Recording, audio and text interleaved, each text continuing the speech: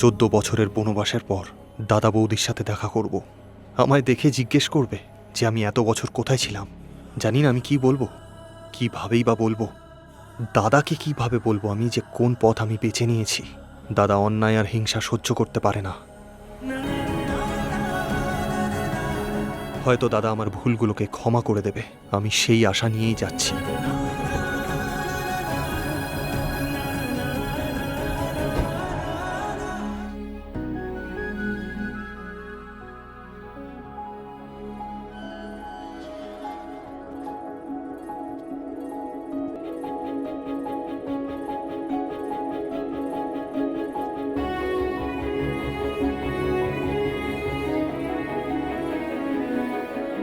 ভালো আছো কাকা? দাদা